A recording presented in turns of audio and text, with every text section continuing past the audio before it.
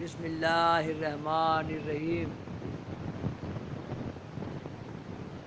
اللہم صلی علی سیدنا مولانا محمد۔ قارون بولا البتہ تم نے زنا کیا، گواہ موجود ہے اور اللہ تعالیٰ نے اس کا جھوٹ ثابت کیا اور لعنت پڑی اس پر۔ چنانچہ اللہ تعالیٰ نے فرمایا، اے لوگو جو ایمان لائے ہو، مانند ان لوگوں کے کہ ایذا دی انہوں نے موسیٰ علیہ السلام کو پس پاک کیا اللہ نے موسیٰ کو اس چیز سے کہ کہتے تھے وہ اللہ کے نزدیک تھا آبرو والا۔ اے ایمان والو، ڈرتے رہو اللہ سے اور کہو بات سیدھی، اسی لیے کسی پر تہمت نہیں لگانا ایک دم۔ بس قارون نے اس عورت کو بلا کے حاضرین مجلس کے روبرو کہا کہ موسیٰ نے تم سے بدفعلی کی تھی، وہ چاہتی تھی کہ بولے موسیٰ علیہ السلام میرا یار ہے۔ قوم قارون خوش ہوئی اتنے میں اللہ کی مرضی سے دل اس کا جھوٹ باز سے پھر گیا۔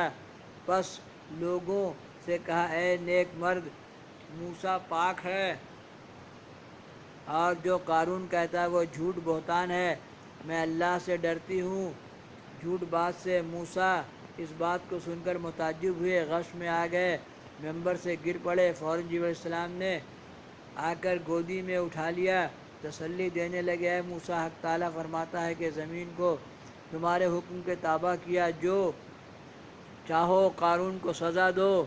تب موسیٰ علیہ السلام نے قارون کو کہا، اے قارون، تو جھوٹ مت بول، افطرا مت کر، تہمت مت دے، خدا سے ڈر۔ اس مردود نے حضرت کو جواب نامعقول دیا۔ تب حضرت نے خدا کے حکم سے زمین پر ایک عصا مارا اور کہا، اے زمین قارون کو دبا لے۔ تب زمین نے تخت سمیت اس کو اور اس کے تابع دار جو تھے سب کو گھٹنوں تک دبا لیا۔ بعد اس کے موسیٰ سے فریاد کرنے لگا، اے موسیٰ مجھ کو اس سے خلاصی دے، میں کبھی ایسا نہ کہوں گا۔ پھر حضرت نے زمین کو غصے سے کہا، اے زمین ان کو زانوں تک دبا لے۔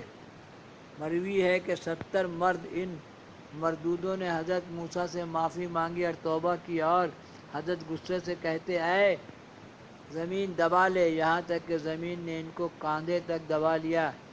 جب ہارون نے ان کو عذاب میں دیکھا، موسیٰ سے کہنے لگے، اے بھائی وے قارون ہمارا برادری میں ہے، تقصیر ان کی معاف کیجیے۔ پھر حضرت نے غصے سے کہا، یار، پھر زمین نے گلے تک دبا لیا۔ تب قارون نے کہا کہ اے موسیٰ، تو ہماری دولت پر طمع رکھتا ہے، فقراء بنی اسرائیل کے دینے کو۔ جب یہ کہا تب جتنا مال و متاع اور گنج اس کا تھا خدا کے حکم سے جبرائیل علیہ السلام نے اس کے سامنے لا رکھا۔ موسیٰ نے کہا، اے قارون، لے اپنے مال اور زمین کو کہہ، اے زمین اس کو اور اس کے مال و متاع و حشم و لشکر و مکانات سب کو دبا کے غارت کر لے۔ تب زمین نے اس وقت خدا کے حکم سے اس کو اور اس کے مال و متاع و درہم و دینار مکانات سب کو فروغ کیا اور دبا لیا، کچھ اثر باقی نہ رکھا، جیسے حق تعالیٰ فرماتا ہے،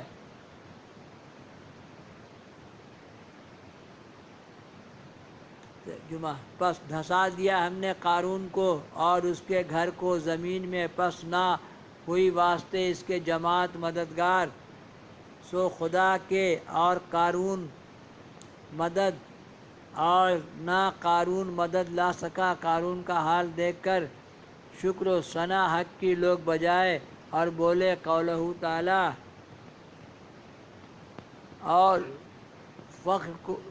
اور فجر کو لگے کہنے، جو لوگ شام کو آرزو کرتے تھے اس کے سارے مرتبے کی خرابی۔ تعجب ہے کہ اللہ تعالیٰ کھول دیتا ہے رزق جسے چاہتا ہے اپنے بندوں میں اور تنگ کر لیتا ہے۔